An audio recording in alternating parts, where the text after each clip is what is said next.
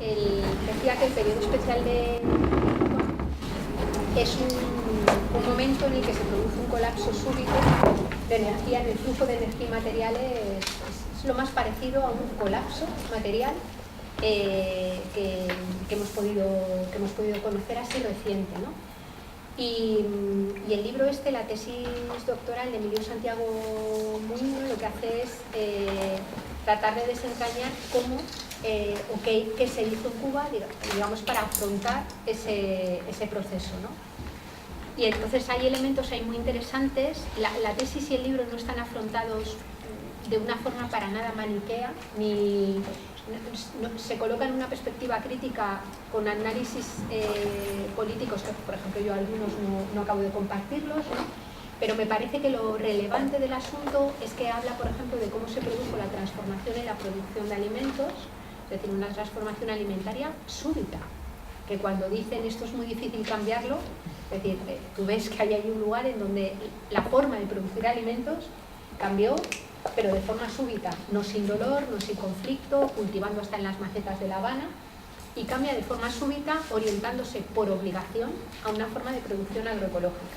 Es decir, por obligación porque no había insumos, digamos, que pudieran ser traídos, ¿no? Por ejemplo, cambia radicalmente la forma de movilidad, en donde la dificultad en tener combustible hace que de repente la vida se tenga que articular mucho más en cercanía y que haya una apuesta importante, obligada, por la movilidad, por ejemplo, en bicicleta. Como, por ejemplo, analiza también la tesis, cómo, por ejemplo, se produce un debate muy importante dentro del sistema sanitario, donde, por falta de recursos, la clave es que la gente no enferme. Y entonces se produce una apuesta por la medicina preventiva que ha hecho a la medicina cubana absolutamente puntera en asumir criterios de medicina preventiva, ¿no? O como, por ejemplo, es interpelada la propia universidad, ¿no? Que pues tenía todo su sistema de másteres, de estudios y tal, y de repente se produce una reorientación para que la universidad investigue aquellos problemas que hay que resolver para la mayoría social. Entonces, por ejemplo, pues yo qué sé, el cómo cultivar y combatir plagas sin utilizar productos químicos se convierte en una línea de investigación prioritaria, ¿no? Luego, muy interesante también, por ejemplo, cómo en un sistema económico muy controlado, digamos, por todo el cuerpo estatal, surge de repente una cierta autoorganización que de alguna manera hace que la gente colabore activamente en su propia supervivencia, de forma comunitaria y colectiva.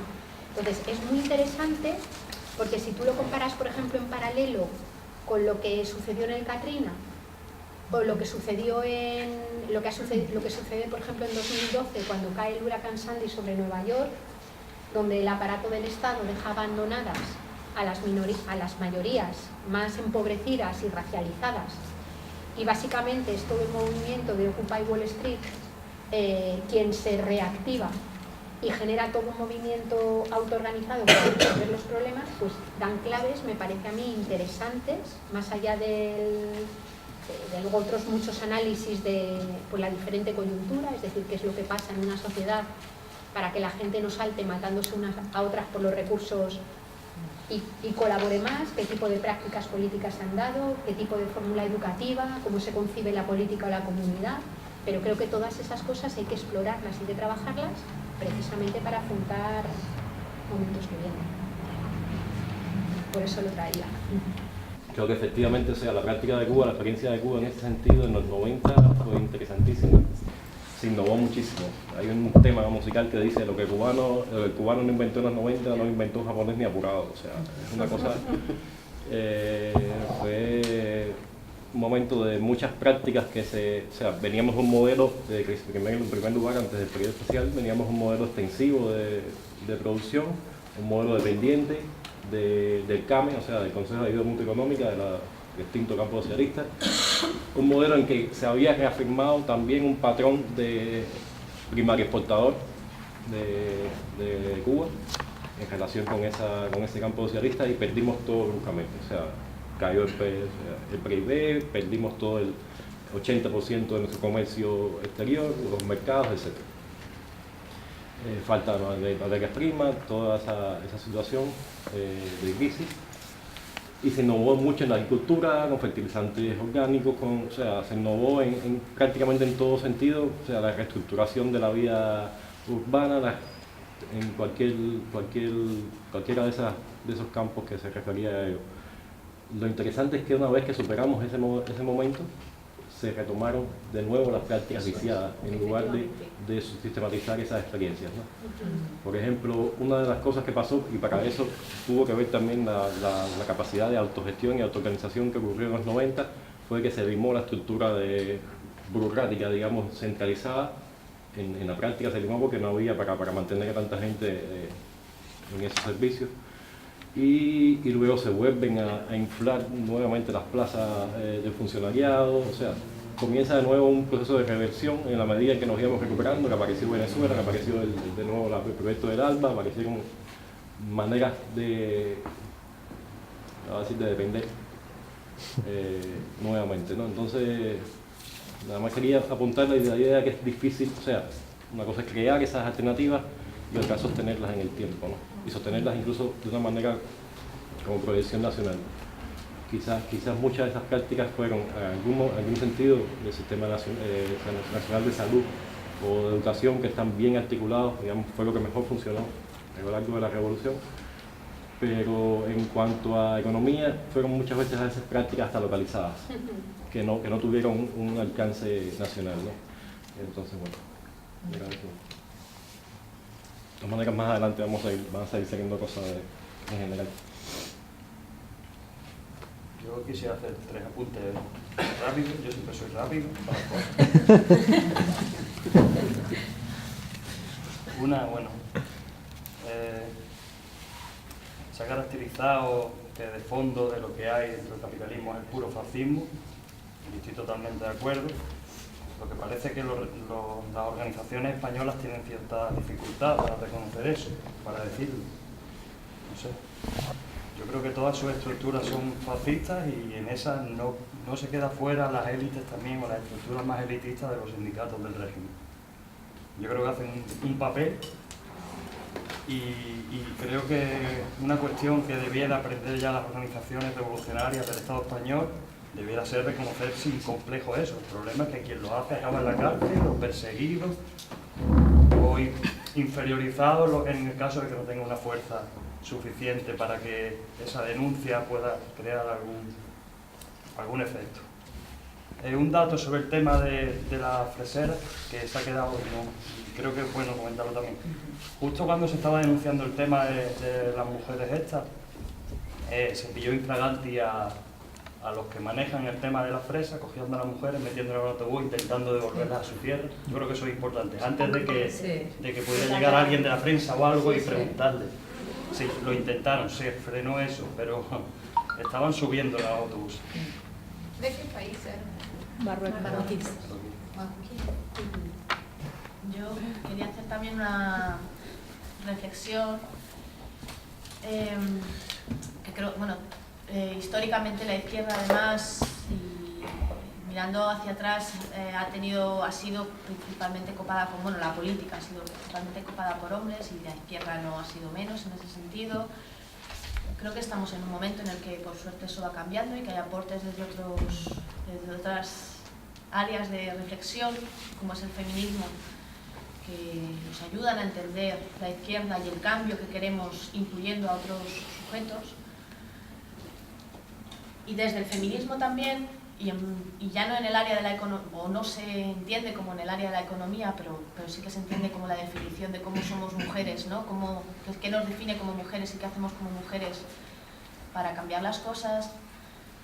Ha habido una trayectoria importante y creo que todavía hay que profundizar mucho más en ese mismo papel, ¿no? De cómo nos definimos como mujeres, como sujetos interrelacionados, y eso creo que nos afecta especialmente o nos mueve especialmente cuando hablamos de relaciones de cuidados a dependientes directos, y pienso sobre todo en personas mayores, en hijos, en personas dependientes con diversidad funcional, pero, y este me parece que es un tema especialmente conflictivo, también cuando hablamos de compañeros.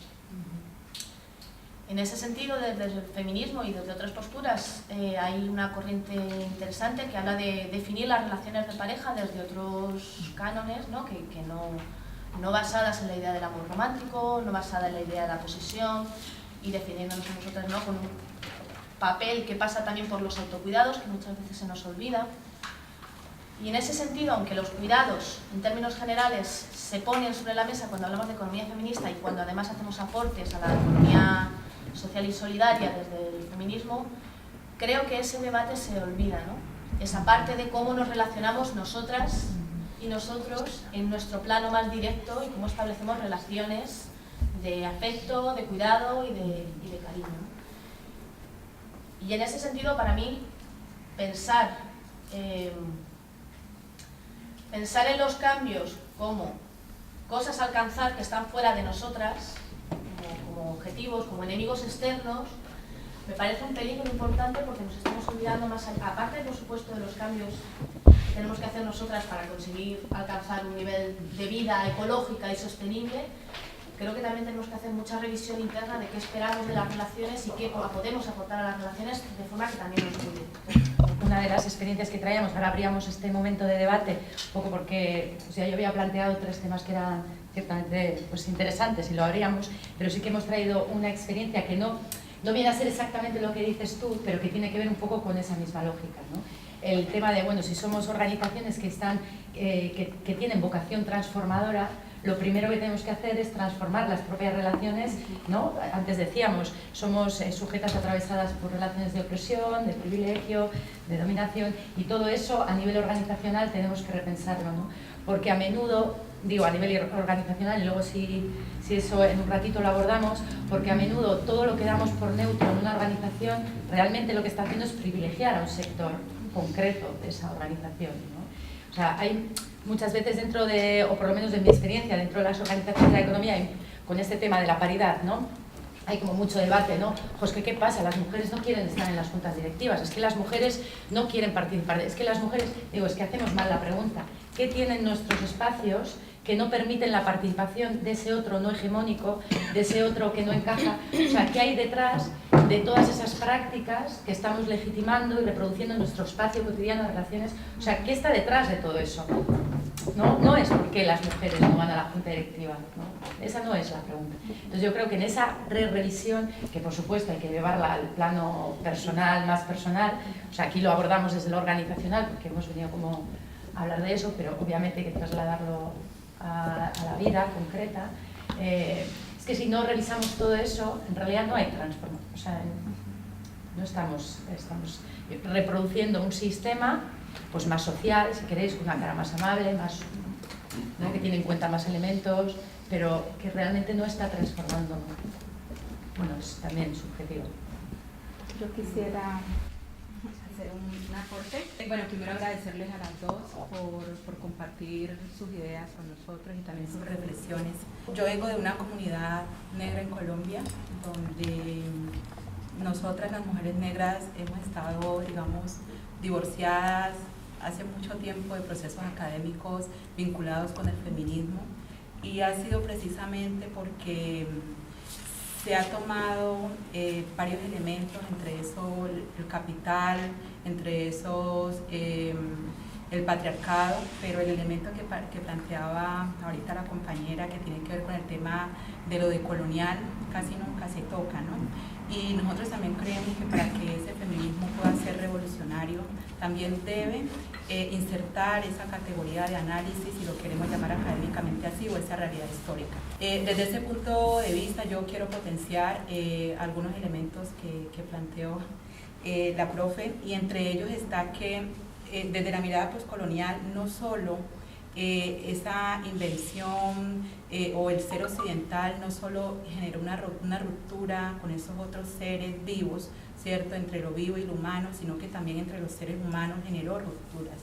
De hecho, se inventó el discurso del blanco y el negro, y ahí nacemos entonces, en ese marco de ese invento ideológico, nace el racismo como ideología, y en esa invención, pues obviamente al hombre, cierto, humano, blanco, y a la mujer humana blanca se le da una categoría superior, ¿cierto? Y a los seres humanos también, negros y mujeres negras, nos dan una categoría inferior que de hecho ni siquiera éramos catalogados como humanos.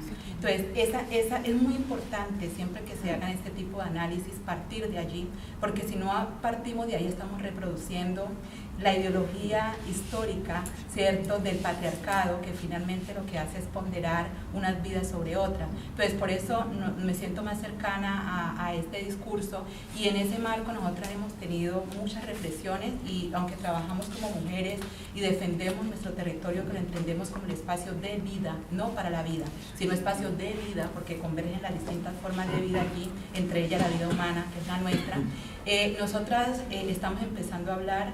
Se ha hablado de todo, de feminismo afro, feminismo popular. Nosotros estamos empezando a hablar de un feminismo comunitario, que es el lugar donde nosotras nos encontramos, y estamos en pelea también con las negras, las feministas negras académicas de Colombia, que son negras fenotípicamente hablando, pero que no viven en territorios en disputa como vivimos nosotras, estas otras mujeres que viven en la periferia y que tenemos una mirada distinta, ¿no? En ese punto de vista yo quería, parte de esto lo vamos a potenciar quizás en la presentación del 2, pero yo quiero dejar una reflexión para ustedes y también como un reto, parte de reto, y es que la ideología, un dispositivo de poder está en el marco también de la ideología y el discurso, colectivizarlo e imponerlo. Y yo he venido trabajando hace mucho rato a partir de mi realidad, de lo que yo soy como mujer negra y vivo en una comunidad en resistencia, y yo no me atrevo a decir hoy ni hablar hoy del capitalismo hegemónico.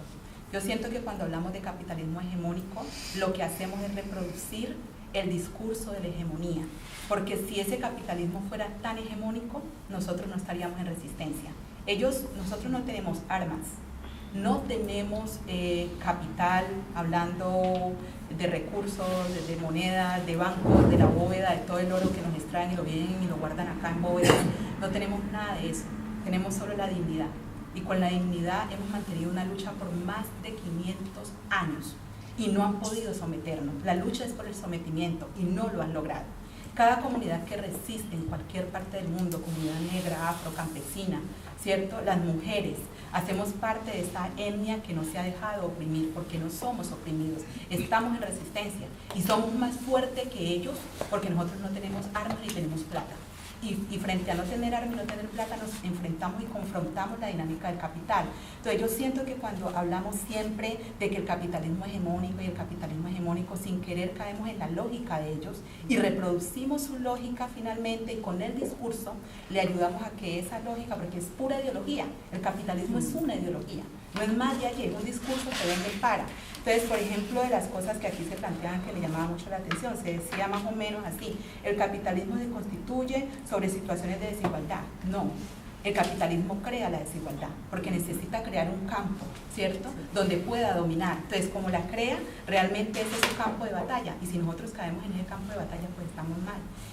Yo acabo de presentar, digamos, orgullosamente mi monografía de grado, que titula Doña Filo, la curandera del cuerpo y el alma, un aporte de las mujeres sabedoras a la pervivencia de la comunidad negra de Buenaventura. Y en parte del trabajo, mi mamá es una mujer sabedora, negra, partera, curandera.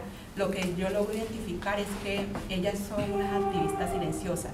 No necesitan salir como nosotras con la pancarta a la calle y hablar y gritar y luchar, sino que mi mamá, con el solo hecho de sembrar una planta, para con esa planta curar un dolor de cabeza o quitar un cólico menstrual, está revolucionando toda una industria farmacéutica que te está diciendo: su cuerpo, usted solo lo cuida y lo cura a través de una pasta. Y ella está diciendo: aquí hay una alternativa. Y lo hacen todos los días. Y en la comunidad donde yo vivo, el Estado no llega ni con puestos de salud, ni con hospitales, ni con nada. O sea, en Buenaventura somos 400.000 habitantes, el primer puerto sobre Colombia, y créanme que no tenemos hospital. Y ustedes creen cómo vivimos nosotros. La medicina tradicional y ancestral ha mantenido nuestro nivel de vida hasta hoy, y ahí hay una revolución. Ahí, ¿y quién sostiene esa revolución? Esas mujeres sabedoras desde sus prácticas y valores. Entonces, este capitalismo no es tan hegemónico como se dice. Y yo creo que el reto es empezar a deconstruir, que hay que ponerlo como un reto, empezar a deconstruir en nuestro discurso, ¿cierto?, esa idea del capitalismo hegemónico. No lo es. estamos reproduciéndolo y es un dispositivo de poder, que si lo seguimos instaurando en nuestro discurso, en algún momento colonizará nuestra mente y nos quedaremos nosotros atados. Y empezamos en contradicción, entonces empezamos a decir, aunque es hegemónico hay resistencias. No, es que si hay resistencia porque no es hegemónico. Y lo hegemónico es cuando ya logra invadir totalmente, y no nos han invadido. Seguimos en resistencia. Aunque ustedes no pertenezcan, muchos de ustedes, a pueblos ni a comunidades, quizás, y crean que no pertenecen a una comunidad étnica, pero cuando ustedes revolucionan y toman decisiones personales, ahí el capitalismo no es hegemónico, ¿sí? Yo en estos días, no sé, contaba en algún sitio como una experiencia personal. Yo desde que empecé en procesos de formación política, yo dejé de consumir Coca-Cola. Yo tengo más o menos unos 17 años que yo no tomo ninguna soda, y en especial Coca-Cola, nunca tomo. Y es una pequeña revolución, ¿cierto? La gente dirá, no, pues ¿qué le da? Si una Coca-Cola en Colombia puede valer 1.500 pesos a todo lo que gana Coca-Cola, pues mi plata no se la doy. Pues no le doy el gusto de que mi cuerpo lo invada y lo dañe, ¿sí me entiende? Entonces cuando yo empiezo de ahí, ella a mí no me ha colonizado, ella a mí no me ha invadido, ella a mí no me ha oprimido, porque yo estoy asumiendo una postura frente a eso. Entonces parte también de esos dispositivos de poder, parte también por mantener a través de la ideología el poder, y nosotros sin querer caemos en esos discursos y los reproducimos. Entonces solamente quería como hacer este aporte, decirle que muchas gracias, y bueno, en algún momento podemos hablar como más en detalle de la visión nuestra como mujeres desde lo comunitario, el cuidado de la vida y el territorio. Gracias. Sino que ahora el compañero me hacía caer en cuenta como que hablo mucho del norte del Cauca, y los que no conocen Colombia, pues como que qué imagen realmente se están haciendo. Pues esa es una región que pertenece al departamento del Cauca, por decirlo así, de los lugares donde más explotación de oro ha habido. Y todavía sigue estando. Estamos a 30 minutos de Cali, algunos municipios están a 10 minutos.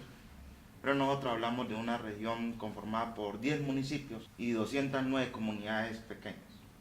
De eso, pues, como autoridades étnicas, a partir de la lucha y del reconocimiento propio, pues se han conformado 43 consejos comunitarios, que son una forma de administrar el territorio de forma autónoma y con una cosmovisión propia de desarrollo o en busca del buen vivir. Pero cuando nosotros estábamos construyendo nuestro plan de buen vivir 2015-2035, salió un debate que no se ha podido cerrar, ni se ha seguido dando. Sí, y por eso hablo que pues Taneji puso la conversa en un contexto diferente, y yo lo estaría casi cambiando en cuanto a la perspectiva del diálogo.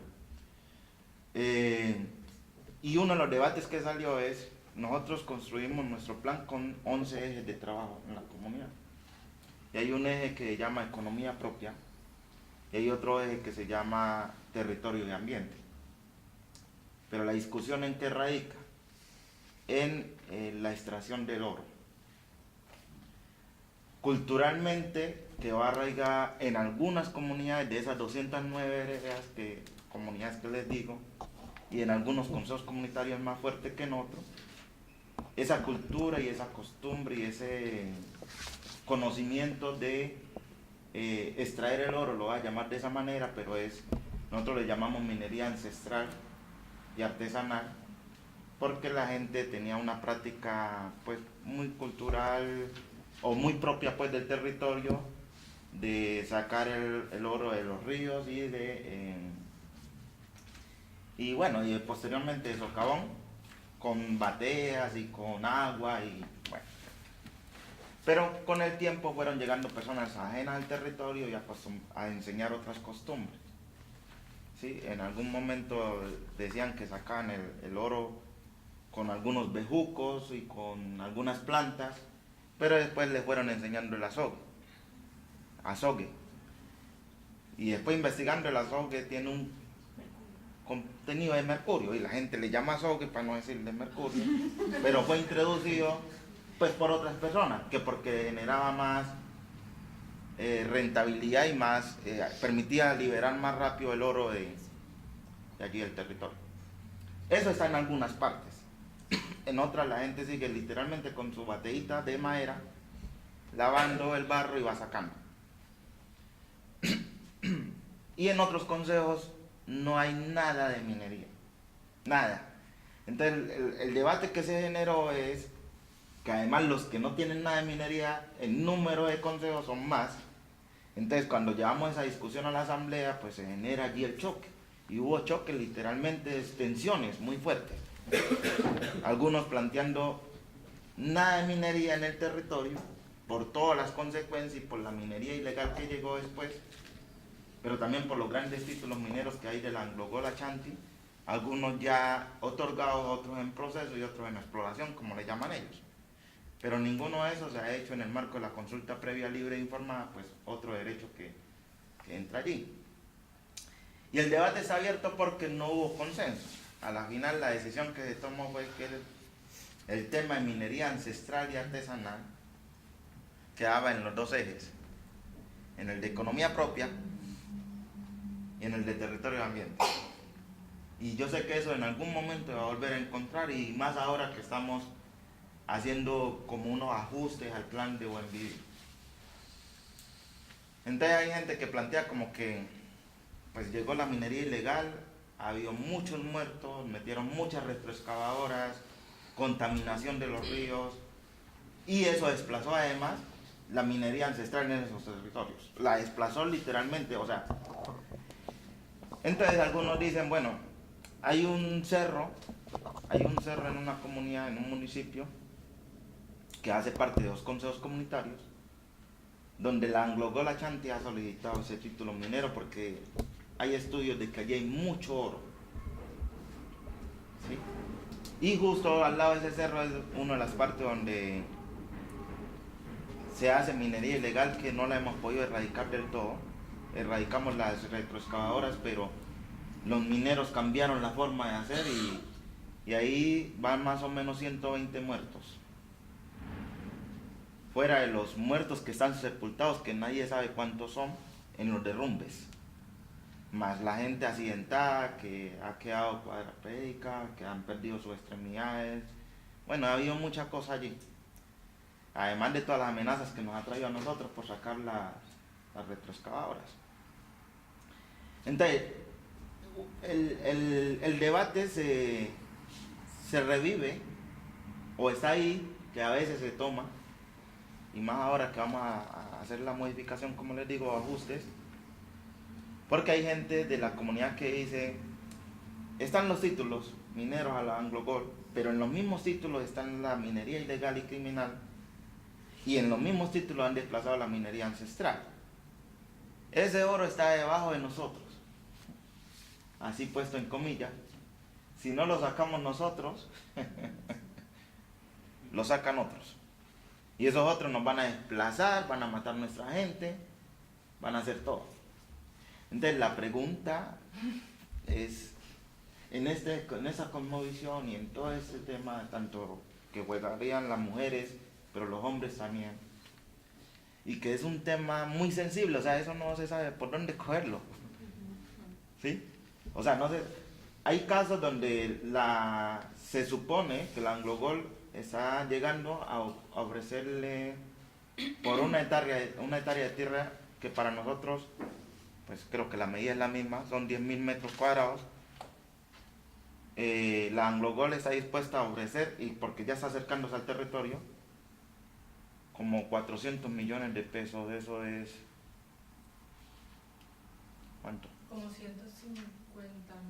euros por ahí. Más o menos, 150.000 euros por una hectárea de tierra. Mientras que esa misma hectárea de tierra la gente la puede vender hoy en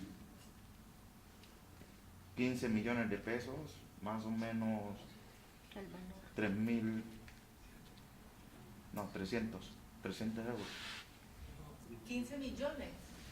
3.000 euros, más o menos. Bueno, sí, pero creo que son como 3.000 euros. Sí, más o menos. ¿Ah? Están ofreciendo más de lo que realmente vale. Obvio. No, pues. No, más. 500 veces más. No, eso.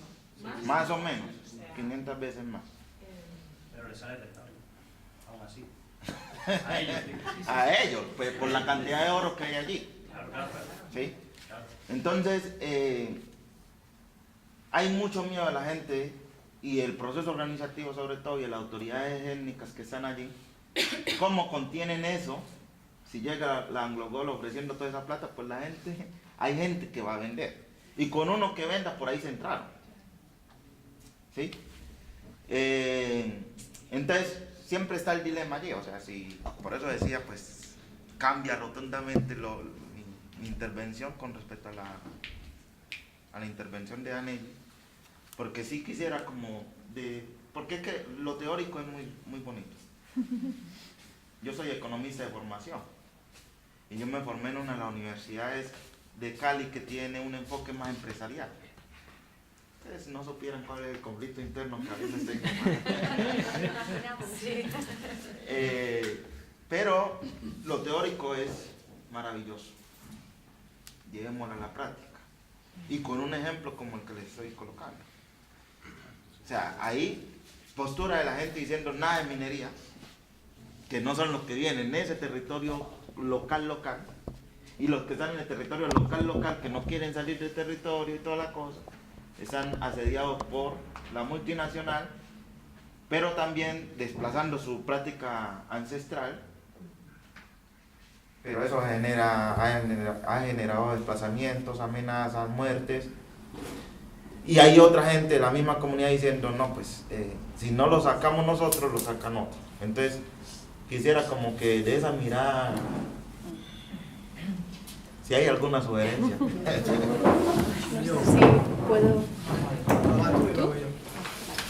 Es verdad que desde esa mirada me da mucha tranquilidad el pensar que el capitalismo es verdad que no es hegemónico, ¿no? Al menos en las pequeñas prácticas cotidianas que podamos emprender, pero va un poco la reflexión o bueno, intentar como pensar entre todas y todos.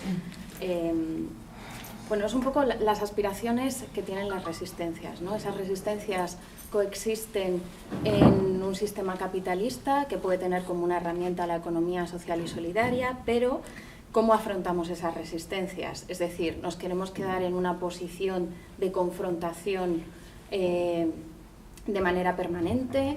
¿Tenemos aspiraciones de salir de ese lugar, de esa posición de resistencia? Por ejemplo, pensando antes en lo que decíais de las relaciones más cotidianas, ¿no? Y de organizaciones que están en ese proceso de construirse. Pues Mugarigade, ¿no? Que es una organización de aquí, ha hecho todo un proceso de despatriarcalización para bueno, ser coherentes, creo que lo primero, ¿no? Con la mirada feminista. Bien, pero pretendemos que, no sé si no queremos entrar ahí, a lo mejor no queremos entrar ahí y realmente nuestro lugar es el de estar siempre en esa resistencia con el mercado, con el Estado, con el capitalismo. Pero, por ejemplo, siempre nos estamos reivindicando, mejor dicho, que las instituciones o que las políticas públicas tengan una mirada feminista, ¿no? Pero ¿cómo hacemos para...? Quiero decir, estos son procesos de cambio muy lentos, ¿no? Entonces, entiendo que la estrategia, siempre hablamos de la educación, ¿no? Como la herramienta, ¿no? Que nos puede permitir sensibilizar, llegar, pero claro, no sé, es como que a veces no... Claro, esto lo que implica los procesos, ¿no? Los cambios no son palpables, ¿no? Y claro, en ese punto como que entro en crisis y digo, a ver, o sea, exactamente cuál es la dirección, ¿no? Que queremos tener. Y bueno, pues esto. Quería compartir una reflexión sobre la cuestión de las mujeres de Huelva, ¿no? De las presas y esto, porque en Italia, digamos, que pasó, o sea, hay una situación que es muy parecida con todos los jornaleros y las jornaleras que trabajan en el sur en producción de tomates y todos los productos así que, bueno, que vendemos en Italia y en otros países del mundo a través de la grande distribución organizada, ¿no? Los supermercados y esto. O sea, y es una cuestión clave para mí porque se mezcla ahí todo, el proceso de migraciones involuntarias y la inserción, digamos, de los países de la periferia europea dentro del sistema capitalista. Y para mí es una cuestión clave que tiene que ver con del capitalismo heteropatriarcal, sobre todo con la postura que tenemos nosotros y nosotras de izquierda, digamos, aquí en estos países. Y bueno, antes que todo, ahí nosotros tenemos, bueno, la fortuna, tenemos la suerte de tener un compañero que es de África, de Mali, y que, bueno, él está venido en Italia y ahora es un líder sindical y estudia todo este proceso, ¿no? Y habla claramente de un proceso de liberalización de la esclavitud. Liberalización de la esclavitud, ¿por qué? Porque para poder competir en el mercado global se necesita producir con estos costes. O sea, está claro que él que trabaja ahí en los sindicatos dice que la culpa tampoco es de quien vaya a pagar cada día a estos jornaleros y jornaleras, que están todos en un sistema que es todavía más grande y que es claro que es una liberalización de la esclavitud, o sea, quitar el sindicalismo de estas zonas, porque es la única forma de poder competir en este aspecto. Entonces se está haciendo un proceso de sindicalización, una alianza también entre consumidores y todo esto. Y a mí me preocupa mucho, pero, digamos, la postura que tiene la izquierda, entre comillas, frente a estos procesos. Porque me parece que somos muy flojos y no estamos teniendo, digamos, no estamos a la altura del momento histórico. O sea, yo me acuerdo perfectamente cuando vino Ada Colau a Italia y, bueno, dio unas charlas públicas, unas cosas así, manifestaciones contra Salvini, todo este proceso que en Italia de racismo, ¿no? Y ella dijo una cosa que se dice mucho, ¿no? No es para criticar a Ada Colau, es para criticar un poquito esta cultura de la cual más o menos hacemos parte todos y tenemos un poquito que... Dijo, bueno, es absurdo que vamos a criminalizar a los migrantes cuando hacen los trabajos que ya nosotros no queremos hacer. Pues a mí esto me parece una vergüenza. O sea, me parece una vergüenza que haya este discurso en personas que sean de referencia en la izquierda, porque es como si cuando haya la esclavitud digamos, bueno, no vamos a hablar más de los africanos porque hacen trabajos porque nosotros no queremos ser esclavos y entonces... O sea, no sé si he explicado bien y creo que no se explica. O sea... O sea, la cuestión que ella dijo es, digamos, es un discurso que se hace mucho aquí, ¿no? Bueno, los migrantes hacen los trabajos que nosotros italianos ya no queremos más hacer. Y entonces no hay que ser racistas hacia los migrantes, porque están haciendo trabajos, empleos que ya otros no quieren hacer, porque evidentemente son empleos que ganas 10 euros al día, trabajas 12 euros a la hora, y en Italia estos están, digamos, en los sectores donde hay más explotación, ¿no? O sea, en los jornaleros, en la distribución de mercancías y en el trabajo de hogar. O sea, son estos tres sectores donde está la población migrante en Italia, ¿no? Entonces, claro, a mí me preocupa mucho que frente a esta situación de liberalización de la esclavitud, que está vinculada de forma orgánica con la migración forzosa desde África sobre todo, y bueno, y los países, digamos, del sur global, no estamos teniendo una postura, digamos, o sea, estamos teniendo una postura equivocada, hasta que el discurso que, bueno, lo simplifiqué con la entrevista de Ada Colau, para mí es otra forma de dividir los oprimidos y las oprimidas, porque tú dices, mira, ellos pueden hacer estos trabajos y nosotros tenemos ya un papel privilegiado, ¿no? Y es algo que para mí necesitamos cuanto antes romper y poner en el medio la cuestión de que sí, evidentemente hay una crisis, o sea, pero que no es tanto en los países de aquí, o sea, la crisis no es de los refugiados que llegan, sino es de los países de origen. Y no es que todos escapan de guerras o así, porque es una cuestión también de cambio climático esto. Entonces, bueno, de la reflexión, la pregunta, ¿no? O sea, la pregunta o el debate.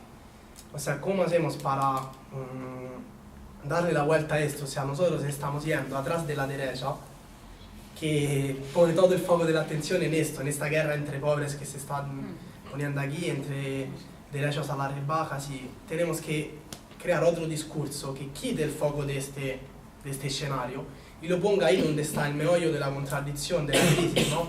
Y es el hecho de que hay países donde ya no se puede vivir, no solamente por cuestiones de guerra, sí, pero por cuestiones ambientales, medioambientales, de explotación, ¿no? Entonces, bueno, un poquito esta era la reflexión, ¿no? Cómo destruir también la mirada colonial de la izquierda que tenemos, o sea, que hay, cómo destruir esta y pasar a otro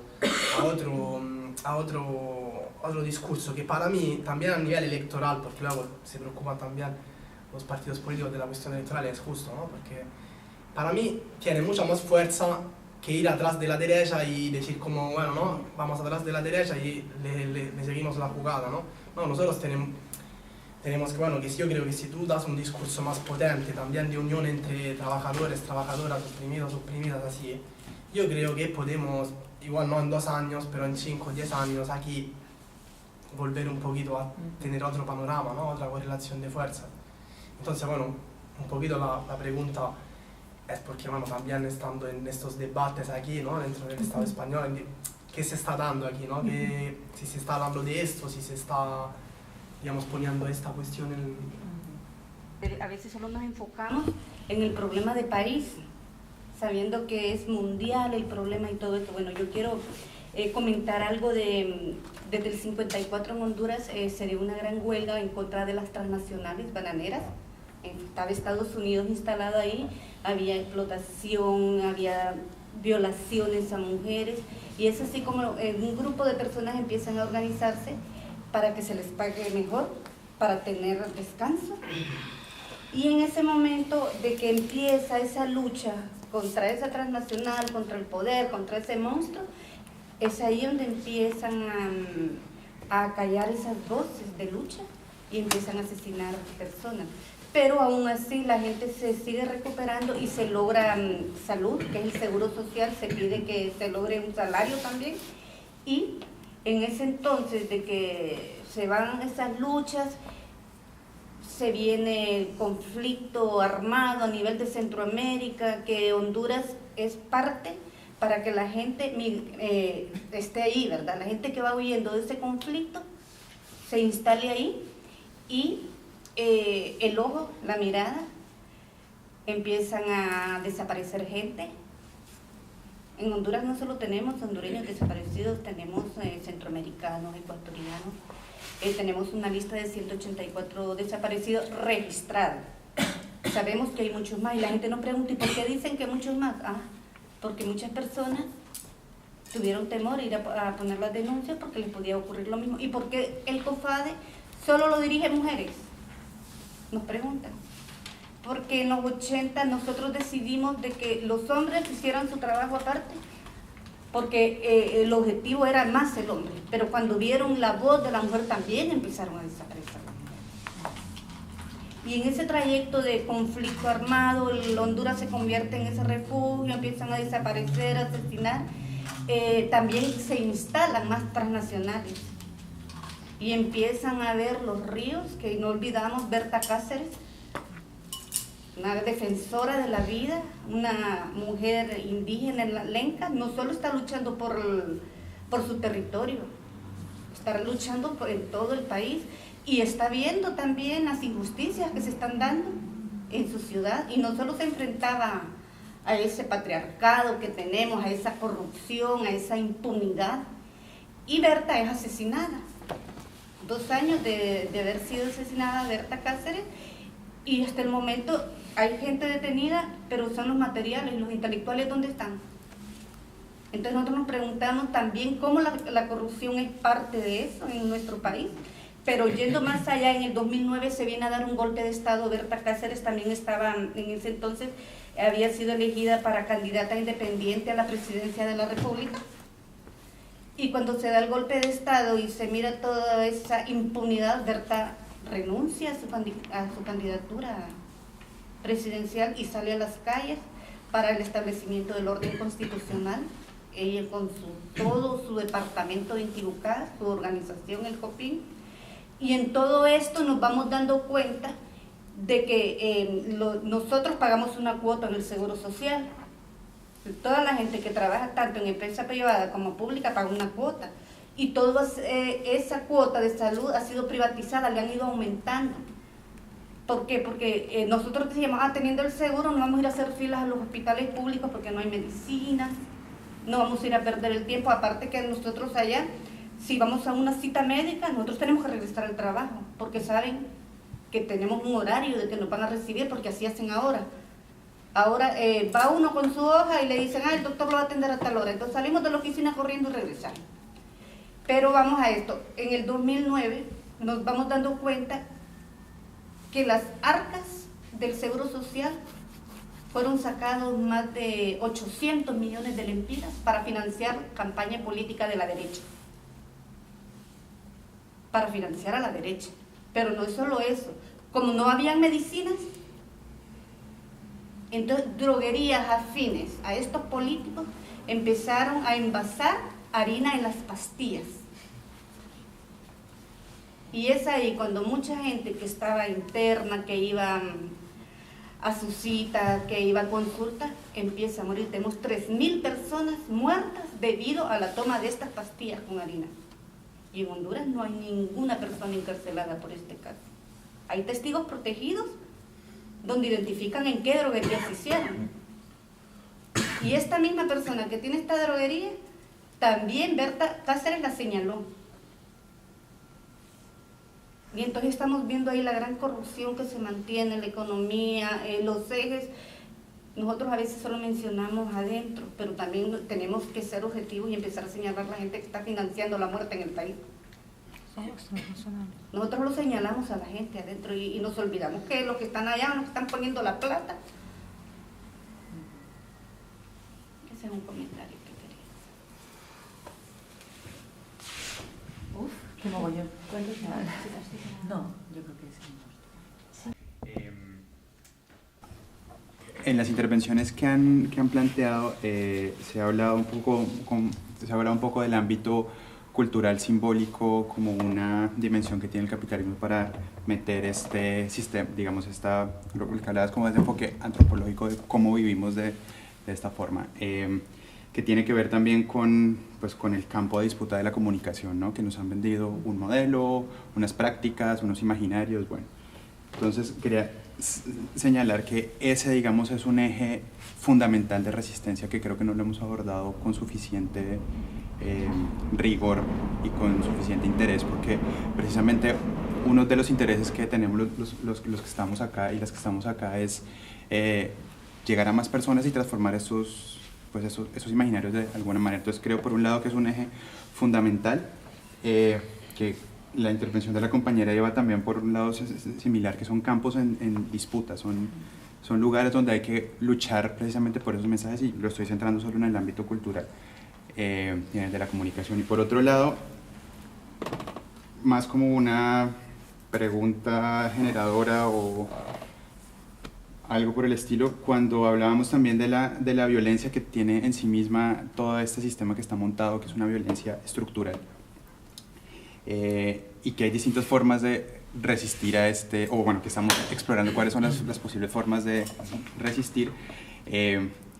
Ahora Javi lo decía un poco en broma, pero ahí está como toda la idea de una resistencia incluso violenta, ¿sí? Entonces está como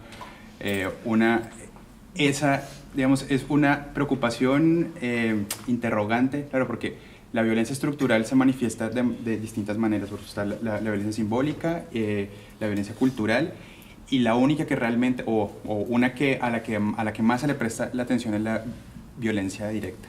Entonces, en el momento en el que vivimos, yo creo que una de las cosas que ha logrado hacer el sistema, de una manera muy hábil, porque tiene mucha capacidad, es instrumentalizar ese tipo de resistencias violentas para justificar muchos de sus patrones y de sus categorías y de sus ventajas. Y creo que en el testimonio de la compañera también había una cosa fundamental, y ella contaba que desde la dignidad y desde la no violencia hay formas de resistencia que son sumamente potentes. Entonces, claro, también por ahí el compañero decía que una cosa es la teoría y otra cosa es la práctica. Entonces, lo planteo tanto como interrogante de, bueno, cuando estamos hablando también de resistencias de otro índole,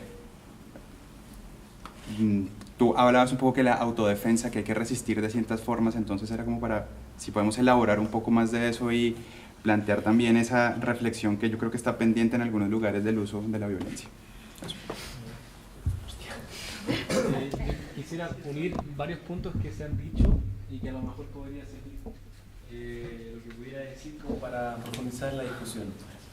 Respecto, por ejemplo, a lo que tú mencionabas, David, sobre la visión que tiene la izquierda de sí misma y del resto de los procesos,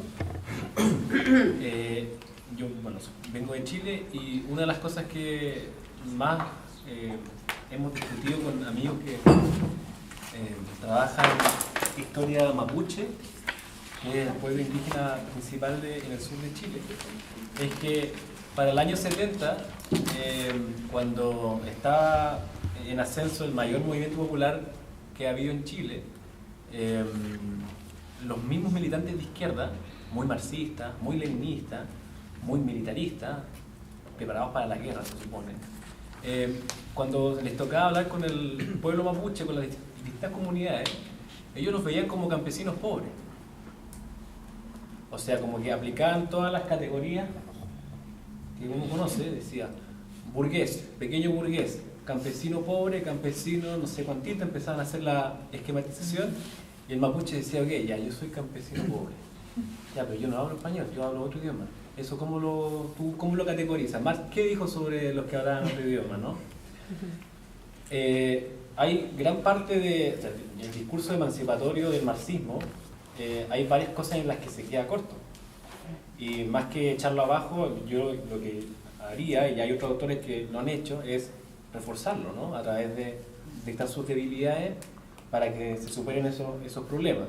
Así como había un problema respecto a la lucha, o sea, cuando el militante de izquierda tematiza la cuestión de la lucha de clases, se olvida de la lucha entre razas o entre etnias. Ok, pero después hay que dar el giro feminista, ¿no? Clase, género, raza, etnicidad, como uno quiera llamar. Porque a propósito de los mapuches, los mismos mapuches no se guían por la propiedad privada, tienen otras formas de trabajar la tierra, de producir y de reproducción. Entonces ellos dicen, bueno, vienen los marxistas de Santiago, del centro, a decirnos nosotros que somos campesinos pobres y que si nosotros votamos por ellos o nos unimos a su causa, a su movilización, nuestras tierras podrían ser devueltas porque el capital foráneo que está arrasando los montes, poniendo pino y eucalipto, como creo que aquí también, ¿no?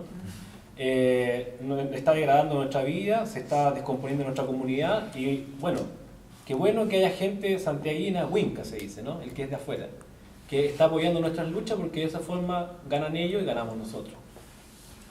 Pero habría que hacer el giro feminista, porque los mapuches tienen formas de comunidad agraria tradicional que no se basan en competencia, en innovación, capital, bla, bla, es otra cosa, son otros ritmos. Es una economía circular que está guiada por otras cosas, por otros patrones. No acumulación, sino que sostenibilidad de la vida. Perfecto. Pero ¿quién cuida a los guaguas? ¿Quién cuida a los bebés? ¿Quién alimenta? Y ahí hay una separación, hay una división de género, una división sexual del trabajo entre los mapuches. Entonces, hablar del capitalismo heteropatriarcal, perfecto.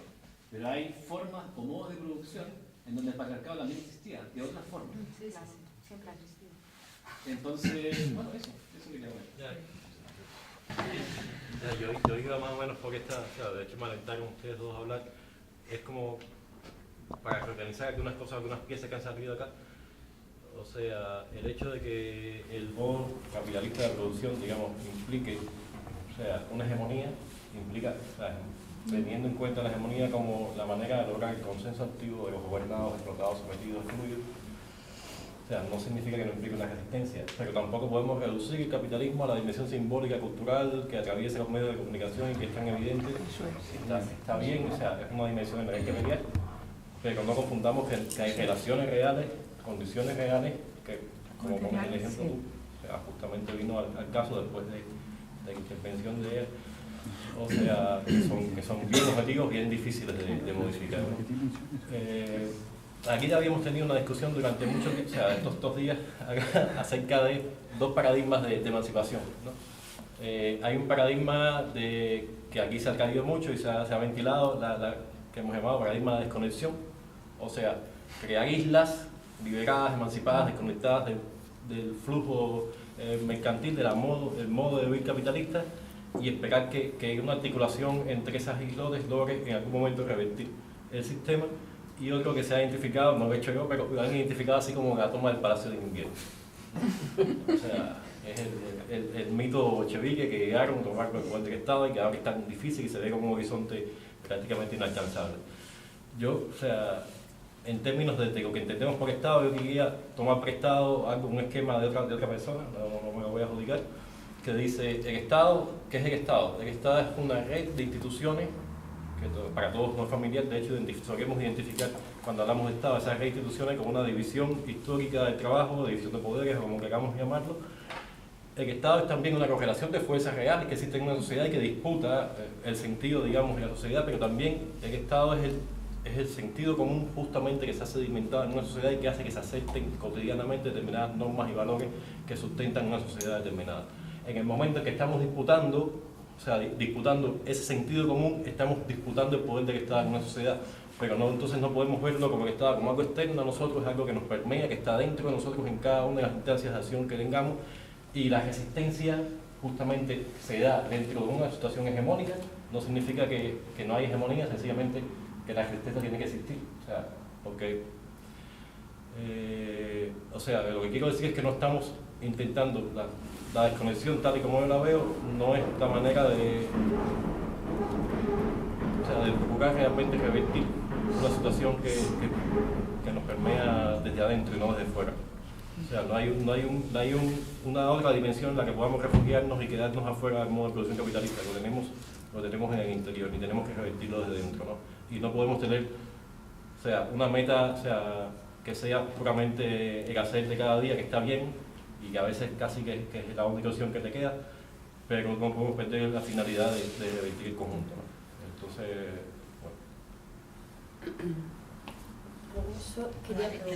No, era sí mirando desde el mismo sentido en que lo plantea el compañero, es que la realidad de los países de donde nosotros venimos hay una gran batalla, incluso ahí en el territorio, frente a las posiciones en las que nos lleva el mismo sistema extractivista. Entonces, ese sistema que está extrayendo esos recursos no es propio de nuestros países, es de otros países. Frente a eso va todo un gran avance en los medios de comunicación que están a favor de ellos, donde hacen una gran publicación, o sea, es un bombardeo ideológico permanente frente al bienestar que les va a traer, por ejemplo, ese extractivismo, que una cosa es lo que plantean los medios de comunicación, pero otra cosa es lo que es real allá en el territorio. Los procesos que estamos organizados dentro de esos territorios en disputa con el sistema, generamos algunas alternativas para resistir un poco más a ese modelo. De la región, nosotros estamos luchando contra la misma Constitución y las leyes del Estado, proponiendo unos territorios agroalimentarios como resistencias donde van a hacer la explotación y exploración petrolera. Al igual que los indígenas, los afros también lo hacen con los consejos comunales. El problema es que el capital divide a las comunidades en las formas que ya lo decía el compañero. Una es que haya un grupo en resistencia diciendo no y no y no, y otra es que permean las comunidades y los individualizan, llaman al uno y cuando uno va a ver, ese ya negoció. Y esa minoría pone en riesgo todo el avance organizativo y de la resistencia que hay. Pero yendo más allá es, bueno, ¿de dónde vienen esas transnacionales? Y los procesos y todo el sistema organizativo que hay en los países donde van esas transnacionales, ¿cómo va a ser la conexión con nosotros que estamos en el territorio resistiendo a ese modelo extractivista? O sea, ¿cuál va a ser nuestra interlocución para una permanente denuncia, para un permanente actividades en rechazo a ese modelo que tenemos allá en nuestra región? O sea, con cada una de esas multinacionales que están acechando los territorios de cada uno de los campesinos, de los indígenas, de los afros, de las mujeres, de los niños, porque eso es algo en conjunto, eso no es una sola persona a la que están afectando. Entonces era como mirar, bueno, nos damos la discusión, ponemos en el panorama las realidades de cada uno de los países, de cada uno de los procesos, pero de aquí para allá, cómo va a ser esa gran unidad, esa gran lucha que vamos a unificar para tratar de resistir en cada uno de los territorios. Pero pensando un poco y agradeciéndoles como las dos, como esta interpelación ha sido como intentar pensarlo también desde ¿no? el pensamiento feminista y progresista y cómo pensar esto que también estamos hablando en este curso en términos de articulación y cómo pensarnos desde otras posiciones, cómo llamar la atención de qué temas fueron surgiendo según nuestras posiciones para establecer ahora el debate, a veces bastante desconexo, y donde fuimos nosotras, y no quiero esencializar esta posición, pero fuimos nosotras básicamente las que hicimos la conexión con cómo reflexionar sobre cuestiones que tienen que ver con nuestro lugar como mujeres, trabajo doméstico, de distintas maneras, y que todas las compañeros hayan planteado temas muy relacionados con lo relacionado con lo político, con lo político estatal, con lo ambiental, sin poder meterse, salvo la propuesta que hace Paco con el tema de también un tema que estaba trabajando acá, ¿no? Y que creo que eso hace mucho a esto que tratamos de discutir, de cómo nuestras posiciones y nuestras visiones atraviesan también nuestra forma de analizar y lo que entendemos como central y lo que dejamos como secundario en el debate. Es provocador, lo sé, pero me parecía que también está bueno como para pensarnos en esto de cómo estamos discutiendo, ¿no? Porque había un tema como bastante eje central que apareció bastante poco en esos discursos y me pareció que estaba bueno señalarlo también. Que hay una batalla cultural ahí simbólica, aparte de que sí que existe una opresión material concreta, ¿no? que nos está como colonizando, ¿no? Y es que al final todo esto del cambio por lo personal, el cambio a nivel organizacional, es que pertenece al lugar de la identidad, de los marcos como ideológicos, normativos, de los que nos hemos dotado y que dan que dotan como de sentido a todo eso que estamos diciendo, recuperando lo que decías tú, pero además en un nivel más estatal o más político. O sea, yo creo que eso es lo que tenemos que transformar, o sea, cambiar esos sentidos comunes que también son los que están detrás de todas esas prácticas que estamos legitimando, detrás de la división sexual del trabajo, detrás del tipo de comportamientos que son aceptados o no, detrás de lo que es valorado en determinadas circunstancias en el marco de una organización o una discusión política. Me explico, porque a mí me ha parecido un tema muy interesante el que has traído tú, porque es muy personal y en este tipo de cursos y en este tipo de debates no se pone encima de la mesa, ¿no? Porque a pesar de que llevamos aquí 4 horas hablando de que esa dicotomía es ficticia, que es perversa, la seguimos reproduciendo incluso en el propio discurso, ¿no? Porque es de eso de lo que estamos hablando, ¿no? De transformarnos para transformar, ¿no? Y han salido un montón de temas que me parecen como muy interesantes y que podríamos estar aquí como mucho tiempo hablando sobre ellos. Me voy a detener en ese del que tú señalabas de a dónde vamos, o sea, cuál es la estrategia que tenemos que seguir para despatriarcalizar las organizaciones. Yo no sé muy bien cuál es la estrategia, ¿eh? O sea, no tengo, o sea, lo que tengo es una cosa clara, y es que aunque sea incómodo y aunque sea a veces doloroso y nos haga atravesar por páramos y desiertos terribles a veces, yo creo que tenemos que seguir siendo incómodas. O sea, incómodas con nosotras mismas, incorporando todas esas miradas que también yo como mujer que procede urbana, blanca, que procede de un entorno occidental, obviamente también reproduzco esos sistemas de privilegio, de los que yo también tengo. O sea, tenemos que estar constantemente como incorporar en nuestras prácticas cotidianas esta cosa de volver a revisarnos, ¿no? De pasarle la prueba del algodón pero esto, ¿en qué medida ayuda a superar las desigualdades que estamos detectando? O en qué medida empodera a las mujeres de mi organización, ¿no? Y cambiar las preguntas, que yo creo que lo decía antes, ¿no? Dejar de empezar a preguntarnos ¿por qué las mujeres no están aquí?, ¿no? Y empezar a preguntarnos qué es lo que estamos, o sea, qué es lo que tiene este espacio que es tan hostil para quien no entra dentro de ese sujeto político hegemónico que incluso en la izquierda existe, ¿no? Bueno, existe. Bueno, a ese lo conozco más incluso que al otro, ¿no? Y por ahí, pues como un par de cosas. Bueno, a ver, yo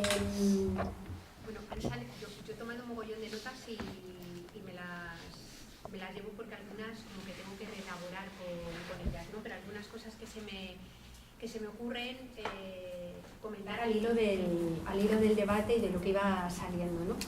Cuando Wilder señalaba al principio cómo en aquel momento del periodo especial de Cuba, en el momento en el que empieza a llegar el petróleo de Venezuela, se produce esa retroversión. Yo creo que es muy interesante, absolutamente interesante el comentario, porque nos da muestra de hasta qué punto determinadas prácticas que ponemos encima de la mesa, si no subvierten los imaginarios, digamos, y esa interiorización que hacemos de las cosas, pueden tornarse inútiles o dárseles la vuelta muy rápidamente, ¿no? Yo, por ejemplo, creo que cuando se ha interiorizado un concepto de progreso, un concepto de vida buena o un concepto de economía muy basado en el paradigma dominante, digamos que es más fácil vivir ese proceso del periodo especial de Cuba y de adaptación como un periodo de resistencia coyuntural ante el imperialismo que te bloquea, ¿no?, que como un proceso de transformación que es válido en sí mismo, es decir, para recuperar, no diría yo, porque no soy muy partidaria de utilizar el concepto de soberanía, hablaría más bien de autonomía interdependiente, porque ahí, digamos, aspiramos, digamos, al autogobierno, las comunidades, sabiendo que inevitablemente por formar parte de un territorio de vida, efectivamente, como no me acuerdo, creo que lo decías tú, territorio de vida y no para la vida, ¿no?, inevitablemente siempre es interdependiente, ¿no? Y creo que eso se relaciona con bastantes de las cosas que han salido con esa transformación, esa disputa de la hegemonía cultural, que tiene mucho que ver con los medios de comunicación, efectivamente, donde también es un terreno de disputa absolutamente encarnizado, pero tiene que ver también con mucho del debate y del discurso político que se establece, y que luego retomaré con lo del tema de las izquierdas a raíz de la pregunta que hacías tú, ¿no? A mí me parece que lo que decía Javi el tema de reconocer el modelo como profascismo es absolutamente clave, ¿no? Y es un trabajo en el que creo que precisamente el trabajo que hace el ecologismo social, sobre todo cuando se aborda desde una perspectiva feminista, juega un papel fundamental, porque tiene una capacidad de explicación, incluso para dentro de las propias izquierdas, que la mayor parte de las izquierdas ahora mismo no la tiene. Luego comentaré alguna cosa sobre el tema de las izquierdas, ¿no? Con el tema de lo que decía Mercedes, de todo el tema cómo nos miramos a nosotras mismas dentro de las organizaciones, y relacionado con lo que se decía antes, de que decía Francisco, de que al marxismo bueno, pues le falta todavía dar alguna buena vuelta a otras cosas, no nos podemos olvidar que las propias utopías emancipadoras, las grandes utopías emancipadoras, sobre todo la marxista y en cierto modo también algunos elementos del anarquismo, son herederas de la modernidad y de la ilustración, inevitablemente. Y entonces esas utopías emancipadoras tienen una noción de sujeto, una noción de progreso, una noción de economía, que en muchos casos es muy parecida a la que se manejó desde el liberalismo, y se diferencian básicamente precisamente en la capacidad en la pretensión de que el beneficio que podía generar el progreso fuera repartido de una forma más justa. Pero el sujeto, la idea de sujeto político que hay detrás muchas veces es la misma, y eso nos lo llevamos a nuestros espacios militantes. Si en economía hablamos de un homo economicus, en las organizaciones sociales podríamos hablar de un homo militantus, ¿no?, que de alguna manera también tiene todo el foco puesto en el espacio público, en el debate, y desprecia sistemáticamente las tareas de reproducción cotidiana de los propios movimientos. Yo he tenido, que soy más mayor que la mayoría de la gente que estáis aquí, yo he participado todavía en movimientos donde los compañeros, muy airados, decían: yo aquí no he venido a hacer amigos, y se dedicaban a maltratar sistemáticamente a otros compañeros y compañeras que tenían menos formación, tenían menos edad o simplemente se manejaban peor en unas formas violentas de debate, ¿no? Por eso, cuando hablamos de la feminización de la política, que es también una feminización de las vidas cotidianas, porque el espacio político es también un espacio de convivencia, es un espacio atravesado por los afectos, ¿no? Cuando hablamos de feminización de la política, claro, no estamos hablando solo de que lleguen mujeres a la política, que a mí me parece muy importante, porque creo que las mujeres tenemos el mismo derecho a tener la misma cuota de mediocres e inútiles que tienen los hombres dentro de la política, ¿no? Es decir, que es una cuestión básica. Pero estamos hablando, sobre todo, de cambiar todo el marco relacional. Estamos hablando de construir de otra manera los liderazgos. Estamos hablando de construir de una forma completamente distinta y compartida y colectiva esos liderazgos y la forma de organizarnos. Estamos hablando de construir el acuerdo y el consenso de una forma distinta. Y yo creo que, por ejemplo, en este momento que estamos viviendo dentro del Estado español, donde se produjeron pues, todos los asaltos institucionales, podemos ver cómo, si no se tiene un cuidado tremendo con esas cosas, la vieja política se instala en tiempo récord.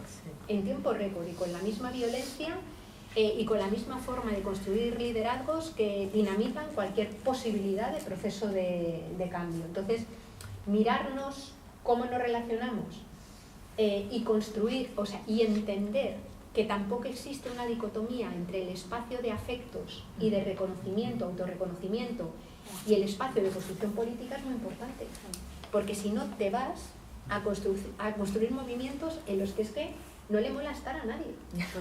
O sea, donde dices, bueno, que ¿por qué no viene aquí gente joven? ¿Por qué no vienen mujeres? ¿Por qué no viene no sé qué? Es un espacio de una hostilidad brutal en el que da asco estar y es normal que la gente no quiera estar, ¿no? Entonces, a mí me parece que es un debate central.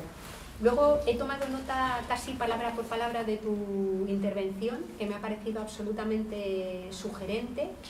Me ha parecido muy potente todo el tema de estas mujeres silenciosas que trabajan y resisten, y me la leeré bien despacito porque creo que hay cosas que probablemente tenga que remodelar en lo que yo misma he expuesto para que se entiendan de otra manera, ¿no? Pero sí que quiero decir que cuando yo hablo, cuando más o menos manejamos la terminología de hegemónico, no nos estamos refiriendo obviamente a un proceso, a una cultura o una política que se haya expandido, impuesto y siendo aceptada por todos los lados. De hecho, como tú muy bien dices, no es hegemónico porque hay resistencias, pero precisamente porque pretende ser hegemónico e imponerse es por lo que surgen resistencias organizadas, ¿no? Y en ese campo, cuando es cierto que el capitalismo es también una forma de ideología y es también una forma, digamos, de construir antropología, de intentar forzar una determinada manera de ser persona, que además destruye deliberadamente los vínculos entre las personas y los vínculos comunitarios, porque es absolutamente, digamos, el capitalismo lo que ha intentado hacer siempre ha sido sustituir las relaciones entre las personas para organizar las cosas por una relación directa con las cosas a través del dinero, de tal manera que desaparecen, digamos, de las cosas convertidas en pura mercancía todo el campo relacional. Marx lo llamaba el fetichismo de la mercancía, pero hay otros análisis de otras miradas de coloniales que abundan un poco en las mismas dinámicas, ¿no? Pero el capitalismo, además de tener toda esa dimensión, digamos, inmaterial, tiene una dimensión material clave. Y lo cierto es que ahora mismo, en este tiempo que algunos llaman el antropoceno, y más bien creo que debiera llamarse el capitaloceno, el capitalismo ha sido capaz de cambiar hasta la propia organización de la naturaleza. Y sucede que pueblos resistentes, yo me voy a referir a gente que conozco que trabaja aquí en el campo, empieza a encontrarse con que sus conocimientos ancestrales no le valen, porque la dinámica organizativa de la naturaleza ha cambiado de tal manera que todo un marco de conocimientos que se consigue a lo largo del tiempo mediante prueba y error empieza a ser un conocimiento que empieza a ser poco aplicado a la dimensión que estamos teniendo. Esto no quiere decir que absolutamente todos los elementos de resistencia no tengan todo el sentido y que además sea donde está la fuerza para revertir el modelo hegemónico. Lo que quiero decir es que el capitalismo tiene una dimensión material de despojo y desposesión tan fuerte que nos desposee hasta del propio conocimiento acumulado que nos permite vivir adaptados a territorios donde sabíamos perfectamente, más o menos, cómo relacionarnos con el propio entorno que nos acoge y del que somos, ¿no? No sé si me explico bien. En ese sentido, creo que sí que hay un modelo que intenta ser hegemónico porque lo coopta todo, porque trata de despojarlo todo y porque trata de convertirlo todo en dinero, Y en ese sentido es en el que creo que cobran toda la fuerza las resistencias que se tienen que hacer desde todos estos planos, y donde creo que la mirada, efectivamente, la que resaltabas tú, de todas esas mujeres sanadoras que han vivido vinculadas a la tierra y que han vivido vinculadas, digamos, a ese cuidado de los cuerpos y mantenimiento de los lazos comunitarios, son una herramienta de transformación absolutamente importante, ¿no? A ver, ¿alguna otra cosa que me parecía... Claro, lo que tú señalabas, Víctor, de lo que sucede en el Cauca, con esa tensión, yo creo que es una tensión que se está produciendo en casi todos los lugares, y creo que es una tensión que difícilmente va a desaparecer nunca. Es decir, yo no me creo ni lo del hombre nuevo, ni lo de la lucha final, ni nada de eso. Es decir, porque creo que ese tipo de tensiones se producen. Yo no lo he conocido, obviamente, en el caso que generabas tú, pero aquí hubo entre 1994 y 2007 una absoluta burbuja inmobiliaria que estuvo basada básicamente en la recalificación del terreno, de una parte importante del territorio, para poder construir en él. Y se produjeron pugnas muy importantes entre sectores que querían vender pues, su huerta o su territorio para que fuera recalificado y se hicieran en él apartamentos y se construyera vivienda a saco, y hubo otros sectores que resistían intentando mantener esa pugna de aquella gente que siempre había vivido allí, pero de repente era seducida por la compra de sus territorios, por las que le ofrecían unas cantidades absolutamente disparatadas, con la gente que quería mantener, ¿no? Y eso creo que somete a los territorios concretos a tremendas tensiones ante las que hay que generar mucho debate, mucho movimiento, y que realmente no hay más receta para resolverlo que ese debate y esa construcción colectiva, ¿no? que es la gran dificultad que tiene. O sea, cuando Kichi hace 2 semanas decía, entre el pan y la guerra, yo escojo el pan, está hablando, David Harvey lo llama eso particularismo militante, es decir, mirar un conflicto desde simplemente lo que hay, mirar el conflicto en sí. Tienes un montón de trabajadores que están trabajando en fabricar corbetas que van a ser utilizadas para la guerra, y en un momento determinado se activan, fíjate, ni siquiera para que les quiten el contrato de las corbetas, sino para que el gobierno no le venda a Arabia Saudita unas bombas por si acaso Arabia Saudita les quita el contrato de las corbetas, ¿no? Claro, son un montón de personas que dependen materialmente de ese puesto de trabajo. Y por contra, tienes que ese puesto de trabajo va directamente contra la vida de otras personas en algunos lugares. Son ejemplos clave de cómo el modelo vuelca en mecanismos de luchas entre pobres, digamos, toda esa tensión. Y esa tensión existe, es real, y solamente se puede resolver por la vía del debate y por la vía, además, de levantar un poco la mirada. A mí, por ejemplo, me pasmó que los sindicatos salieran a la calle para pedir que el gobierno vendiera las bombas y no hayan sido capaces de articularse todavía para exigir un proceso de transformación o un proceso de reconversión de la propia industria, que hay. No todos, me estoy refiriendo me estoy refiriendo a los sindicatos mayoritarios. Sé que hay sindicatos, por ejemplo, por dejar claro, cuando estoy hablando de sindicatos me estoy refiriendo a los mayoritarios de la concertación, comisiones obreras UGT. Dejo fuera, con algunas reservas, a sindicatos como el SAT, sindicatos como Solidaridad Obrera, algunos elementos, no todos, de la CGT, y, por ejemplo, los debates interesantes que se están haciendo en el País Vasco por parte de SK, ELA y LAB, que creo que tienen una configuración sindical radicalmente distinta, ¿no? Pero me refiero, quienes organizan la movilización, o sea, no piden, no salen a pedir, por favor, den dignidad a las personas que estén trabajando aquí y no les hagan comer a costa de que haya que matar a otra gente en otros lugares, ¿no? Y yo creo que ese debate es un debate que la izquierda tiene pendiente. Y ahí voy a entrar, ya me dejaré mogollón de cosas, con lo del tema de la izquierda, porque a mí pues, es un tema que me tiene ahora mismo pues como dándole montones de vueltas, porque comparto muchísimo de lo que apuntaba David y de lo que apuntabas también tú, Javi, ¿no? Y es, a ver, yo creo que en este momento lo que estamos verificando es que la socialdemocracia se ha tornado en algo inútil, absolutamente inútil, para revertir los problemas que tenemos ahora mismo. Y digo la socialdemocracia porque yo no creo que haya ninguno de los partidos que ahora mismo están en el Parlamento, por muy de izquierda transformadora que sean, que estén haciendo ningún tipo de propuesta que no sea puramente socialdemócrata, ¿no? Por eso digo socialdemocracia. Claro, cuando se produce la configuración del modelo de estado de bienestar después de la Segunda Guerra Mundial, el pacto, el contrato social que se establece, es un contrato social a partir del cual los dueños de los medios de producción ceden parte de sus ganancias, de sus plusvalías, a cambio de que los trabajadores y trabajadoras organizados, me estoy refiriendo solo a empleados, de alguna manera renuncien a la propiedad de los medios de producción. Con esa parte de ganancias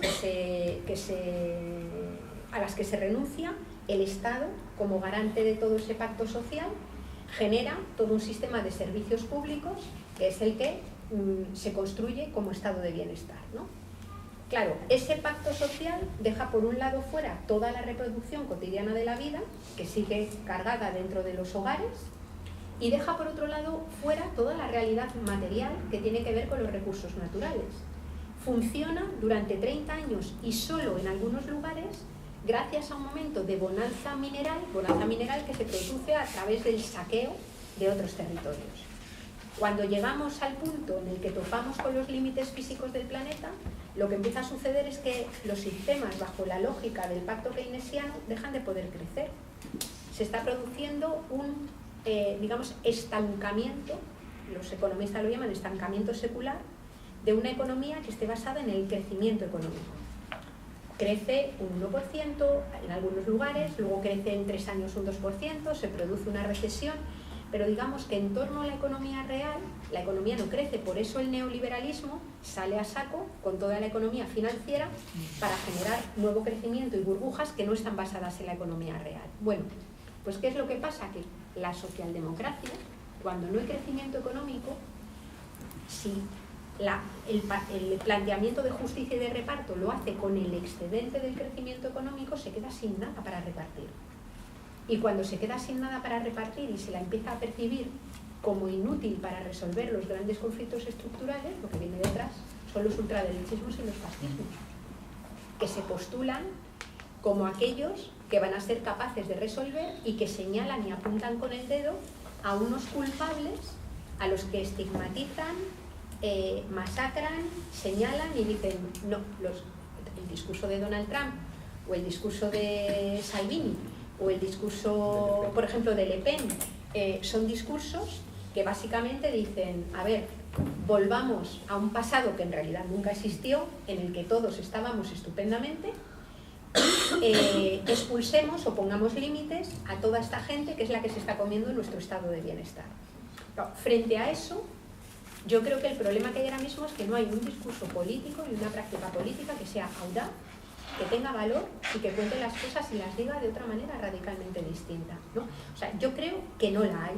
Entonces, el problema es que la socialdemocracia, Nancy Fraser lo dice muy bien, dice, a ver, el problema es que si tú, la izquierda, en lugar de meterle mano al conflicto básico, al conflicto del capitalismo, al conflicto del trabajo, entendiendo el trabajo en todas sus dimensiones, al conflicto de la tierra, si tú no le metes mano a eso, te transformas, aunque seas de izquierdas, en unos neoliberalismos progresistas que se hacen de izquierdas con un planteamiento feminista que no le mete mano al estructural, con un planteamiento del ecologismo que se confunde con el capitalismo verde y con un planteamiento, digamos, de la justicia que más que rojo, por utilizar los símbolos normales, es un poco rosita, ¿no? Entonces, como eso no te vale, pues triunfa lo otro.